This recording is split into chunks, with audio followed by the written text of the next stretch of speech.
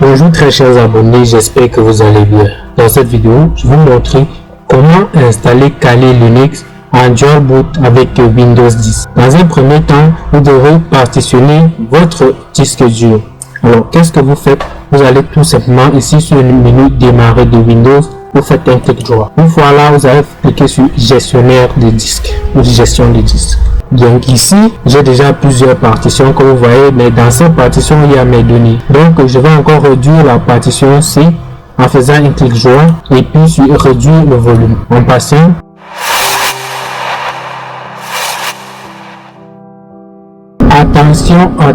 attention, une grosse erreur dans laquelle je me suis plongé les amis.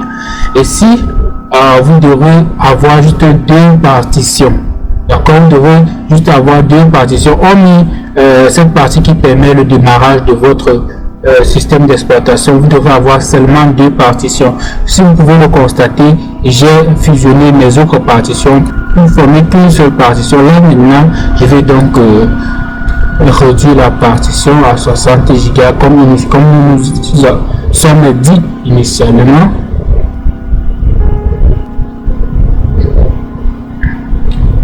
Et l'erreur que vous allez avoir, si vous avez plus de deux partitions, vous ne pourrez pas installer Kali, sauf si vous allez complètement supprimer et recommencer votre disque. Donc ça va faire un truc que je vais vous expliquer lorsque nous allons arriver dans le test de partition. Là, comme je prédis, on va donner 60 Go.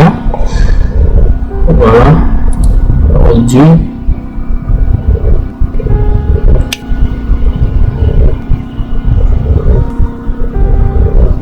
Voilà, une fois qu'elle est réduite, nous avons ici les 60 Go et nous avons ce qui reste ici pour Windows.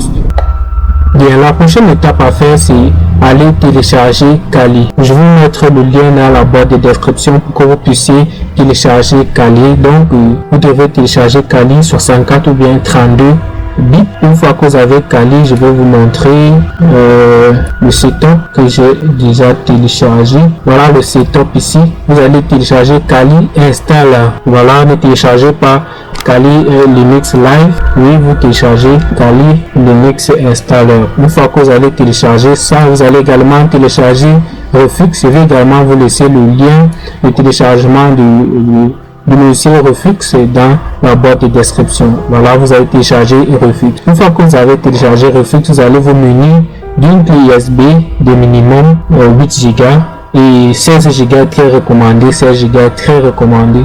Donc j'ai une clé de 16 Go ici que nous allons insérer pour commencer le bootage. La clé est déjà installée. Je rappelle que j'avais déjà eu à booter quelque chose là-dessus. La clé que vous insérez actuellement ne doit contenir aucune donnée que vous souhaitez sauvegarder. Donc s'il y a une donnée dessus que vous souhaitez sauvegarder, n'hésitez pas d'extraire cette donnée là de cette clé avant de continuer, parce que le bootage va formater totalement votre clé USB. Donc vous pouvez insérer une clé USB avec les données que vous ne voulez plus utiliser, ou alors vous pouvez insérer une clé USB vierge. Donc une fois cela fait, vous allez double-cliquer pour ouvrir Refux. Voilà, nous sommes là. On va aller choisir. Si vous avez plusieurs disques, plusieurs clés USB ou bien disques dur externe connectés ou bien CD, vous allez choisir le périphérique, ce qui est le seul sur ma machine actuellement, de 16 Go. Ici, type de démarrage, on va choisir ISO bien sûr. Maintenant, nous allons aller sélectionner le fichier image. Bon, le fichier image, c'est ça. Et puis, on va faire sur OK. Bien, une fois que cela est fait, taille de partition persistante, ne touchez rien ici, ce n'est pas important. Schéma de partition pour la plupart des machines, c'est MBR. Voilà, pour la plupart c'est MBR, à moins que votre cas soit spécifique et vous choisirez GPT. Donc n'hésitez pas de choisir MBR qui est le BIOS ou UEFI. Par exemple, si vous choisissez GPT, ça serait UEFI, non CSM. Donc on va choisir MBR. Chez moi c'est MBR.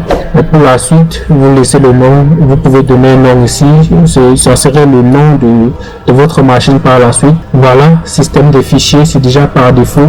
Ne changez pas, je vous rappelle, ne changez pas. Taille d'unité d'allocation laissée par défaut.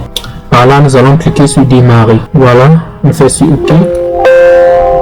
On vous rappelle qu'il y a certains petits trucs qui marquent. Donc, cliquez sur oui pour continuer. Là, maintenant, Refux vous rappelle que la clé serait formatée. Donc, on va faire sur OK pour accepter. Là, le bootage commence. Vous devrez patienter environ 30 minutes pour terminer le bootage. Et à la fin du bootage, on va procéder pour la suite.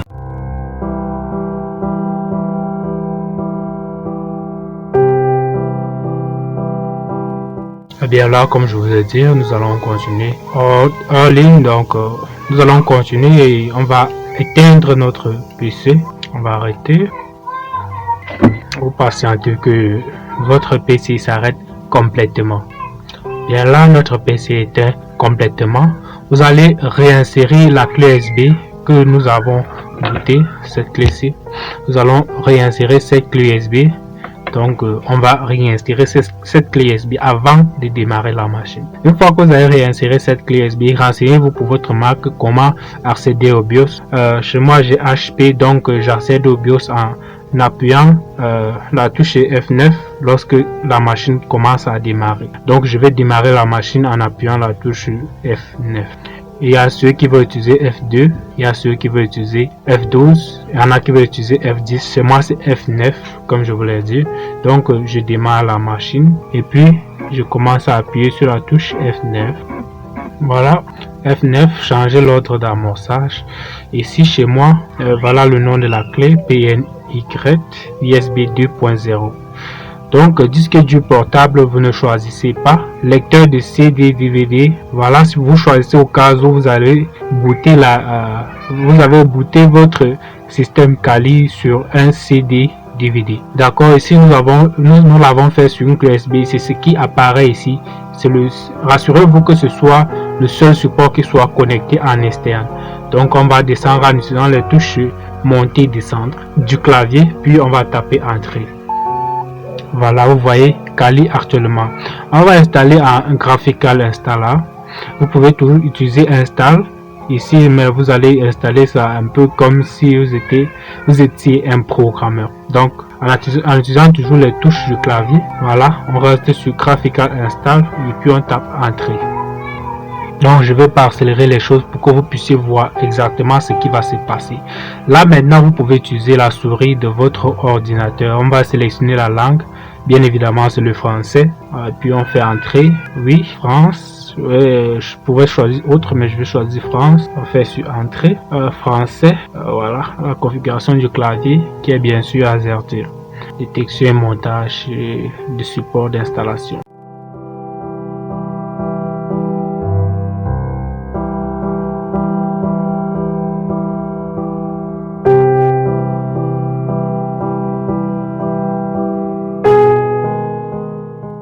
Voilà, configurer le réseau.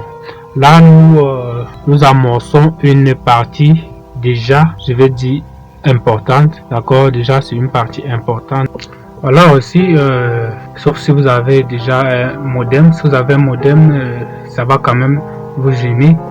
Je vous invite à utiliser cette partie-ci et TH0. Voilà, un double-clic. Voilà, vous aurez cette erreur, bien évidemment. On va cliquer sur continuer. Là, nous allons cliquer sur ne pas configurer le réseau maintenant et on va continuer. Bon, nom de machine, on continue. Nom utilisateur, vous allez mettre votre nom utilisateur. Je vais mettre Nemafi.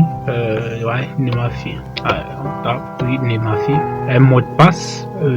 Et puis, on tape la touche entrée.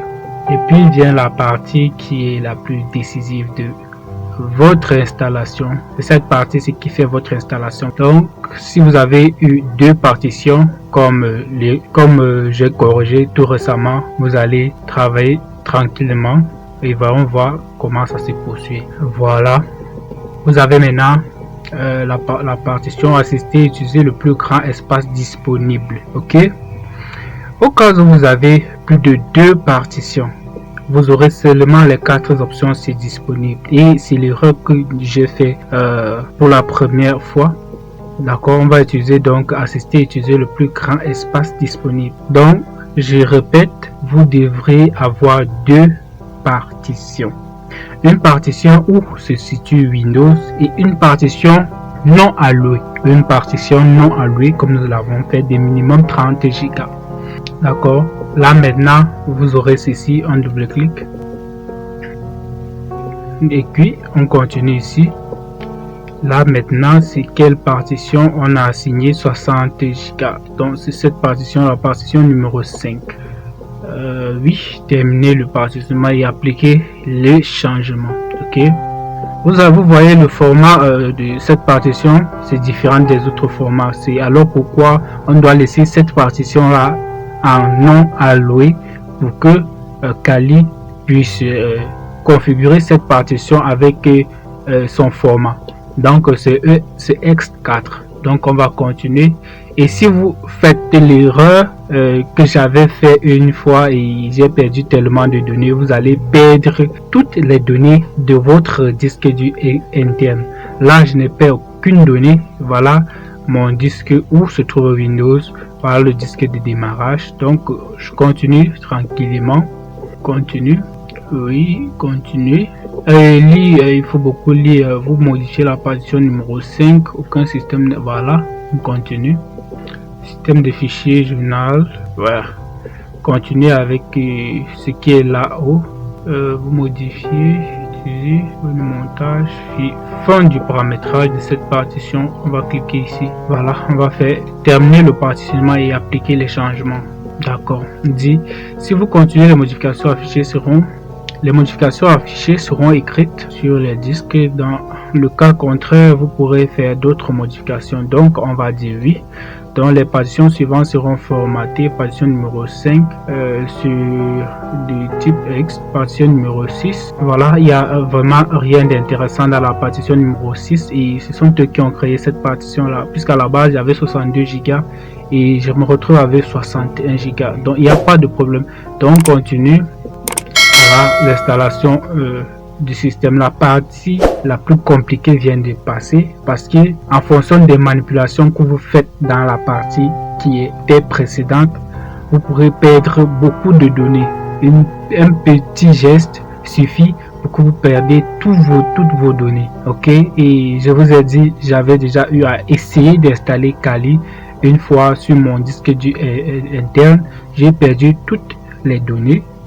J'ai dû recommencer tout à zéro. Tellement j'étais énervé, j'ai désinstallé Kali, j'ai remis Windows. Donc aujourd'hui, nous aurons vraiment le dual boot.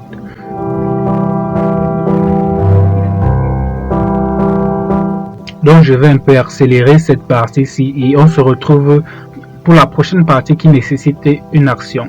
Alors.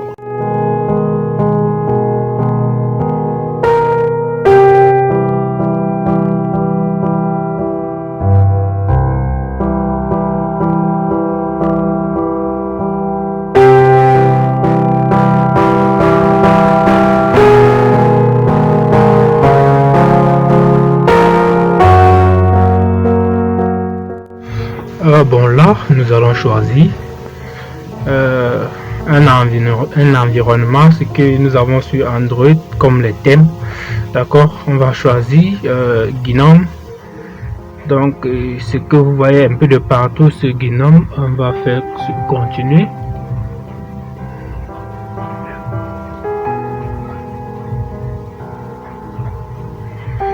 Cette partie-ci va un peu nous prendre aussi assez de temps, donc je vais accélérer cette partie. Donc vous voyez la quantité de fichiers qu'il faut télécharger ici. Ok, à tout à l'heure.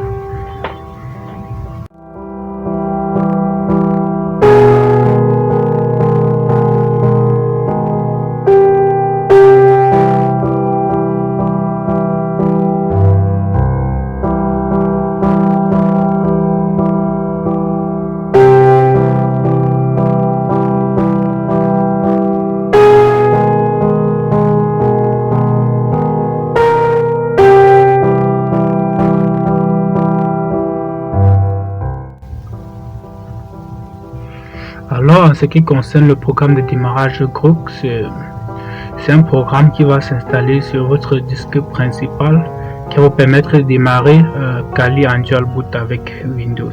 On nous dit les systèmes d'exploitation suivants ont été détectés sur votre ordinateur. Alors, on va faire sur continuer. On installe le groupe. Le programme de démarrage groupe et on continue. Là ici on remarque le nom, ceci c'est la clé USB, donc on va choisir ici où on veut installer le groupe. C'est forcément sur le disque dur interne, donc c'est ici, d'accord, c'est ici. Ne faites pas l'erreur de choisir la clé USB. Vous voyez d'abord ici ça commence par USB, donc ici on a ATA qui est le disque dur interne, donc on va continuer. Je vous rappelle d'être très prudent.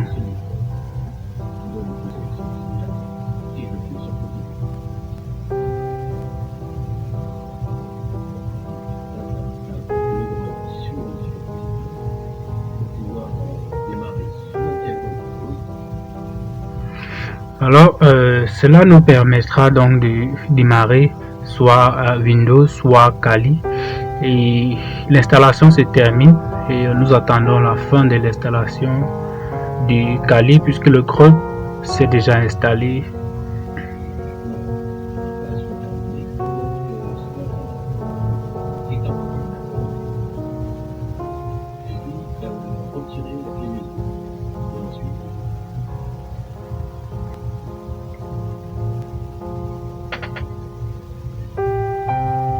Et là l'installation est terminée, donc on va redémarrer, on va éteindre l'ordinateur, donc on va éteindre l'ordinateur et pour la suite on va retirer la clé USB, donc on va cliquer sur continue pour terminer l'installation.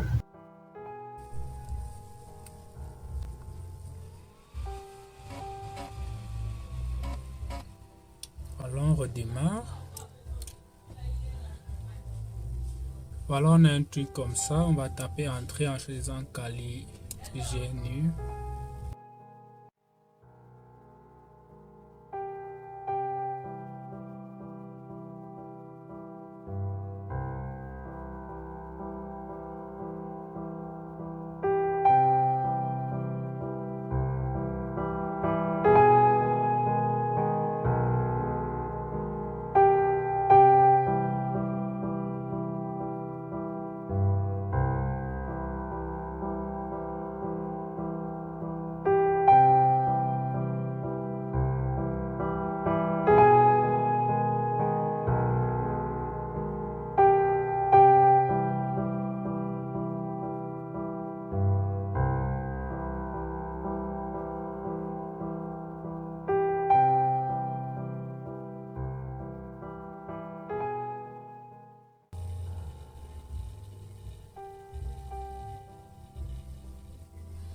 Voilà, on a déjà quelque chose là comme ça.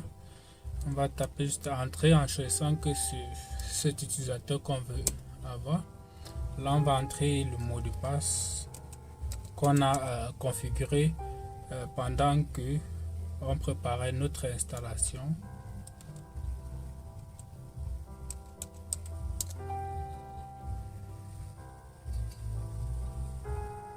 Alors si tout s'est bien passé, l'interface va s'ouvrir avec l'affichage des GNOME.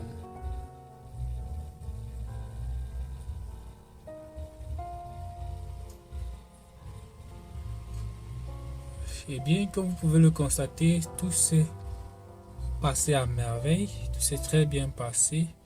On a donc ici toutes les fonctionnalités qui sont disponibles dans Kali. Alors, n'hésitez pas, si vous avez un souci, dites-le moi en commentaire et abonnez-vous pour suivre plein d'autres tutoriels sur Kali Linux. Et je vais faire certaines autres mentions dans la boîte de description, certaines mentions que je n'ai pas pu ajouter pendant qu'on faisait l'installation, qui va beaucoup vous aider. Alors,